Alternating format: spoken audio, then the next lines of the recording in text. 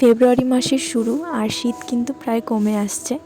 আগের মতো যে শীত এখন কিন্তু সেরকমটা নেই, অনেকটাই কমেছে।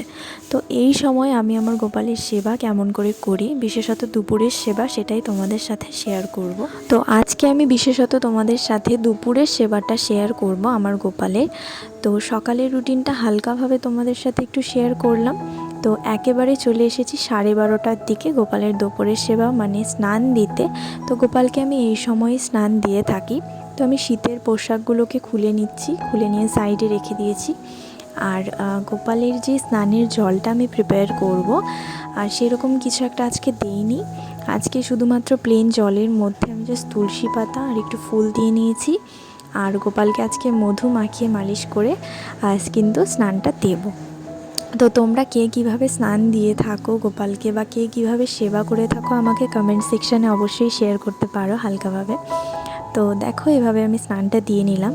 তো আমার কিন্তু আরও অনেক ভিডিওস শেয়ার করা আছে, তো তোমরা ওই ভিডিওসগুলোও দেখে আসতে পারো। ওখানে আমি কিন্তু ডিটেলসভাবে অনেক কিছু শেয়ার করেছি। শীতটা যেহেতু পুরোপুরি কেটে যায়নি, সেই জন্য আমি গোপালকে কিন্তু সকালে স্নান দিই না। গোপালকে আমি একটু দেরি করেই স্নান দিয়ে থাকি। কিন্তু যখন গরমকাল আসবে, গরমের দিনে কিন্তু আমি গোপালকে যে সকালে সেবাটা দিই, ওই সময়ই আমি কিন্তু স্নানটা দিয়ে থাকি। তোমরাও চাইলে এটা করতে পারো। আর আমি পুজো দেবার আগেই কিন্তু সমস্ত জিনিস রেডি করে নিয়েছি, মানে সমস্ত বাসনপত্র সব ধুয়ে নিয়েছি। এখানে ধুয়ে আমি উপর করে রেখেছি যেন জলটা ঝরে যায়। আর এখানে আমি ফুলগুলোও তুলে রেখেছি। তো চলো গোপালের আসনটাও এবার একটু ঠিক করে নিই। তো আমি কিন্তু সব সময় প্রায় গোপালের আসনের এই কাপড়টা বদলাই না। যখন যখন ইচ্ছে হয়, বলতে পারো যে একদিন 2-3 দিন বাদে বাদে আমি কিন্তু গোপালের যে আসনের কাপড়টা রয়েছে সেটা আমি বদলে দিই। আসনের কাপড় বা আসন যেটাই হোক, সেটা আমি বদলে দিই। আর এখানে আমি তোমাদের সামনে বসিয়ে আজকে শৃঙ্গারটা করাচ্ছি যেন তোমরা ভালোভাবে দেখতে পারো। আর তোমরা আমার শর্টসে দেখেছো জানি। আর গোপালকে শৃঙ্গার করাতে কিন্তু আমার ভীষণ ভালো লাগে। যারা যারা কৃষ্ণ ভক্ত তারা জানো যে শৃঙ্গার জিনিসটা করাতে কতটা ভালো লাগে। যাই হোক, তো গোপালের কিন্তু হাতের মধ্যে রূপোর যে চুড়িগুলো সেগুলো রয়েছে, তারপরেও আমি 2টো চুড়ি ওকে পরিয়ে দিয়েছি, সুন্দর লাগে দেখতে। তো এরপরে ইচ্ছে আছে যে গোপালের যে কোমরের বন্ধনী বা নূপুর এসব বানিয়ে নিলে অবশ্যই তোমাদের সাথে শেয়ার করব। তো গোপালকে আমি দুপুরের ভোগটা নিবেদন করছি। আর তোমাদেরকে বলে রাখি, আমি কোনো রকমের গুরু মন্ত্র বা যে কোনো মন্ত্র বলো গোপালকে ভোগ নিবেদন করার, যখন তখন ধরো খিচুড়ি বা কোনো অন্ন ভোগ, এসব ভোগ আর কি নিবেদন করার কোনো মন্ত্র আমি নেইনি।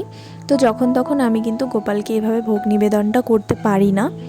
যে কোনো যদি গোপালের কোনো বড় দিন থাকে, সেই দিনে ধরো জন্মাষ্টমী বলো, এরকম কোনো দিনে কিন্তু আমি গোপালকে ভোগটা নিবেদন করে থাকি।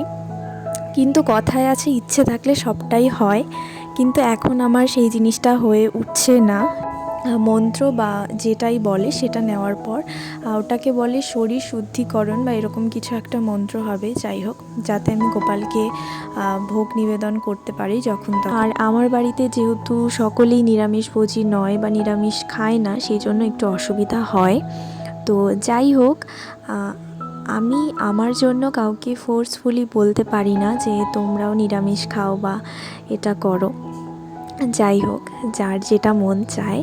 তো ভবিষ্যতে ইচ্ছে আছে অনেক কিছু, তোমাদের সাথে তো শেয়ার করব, তোমরাও দেখতে পারবে।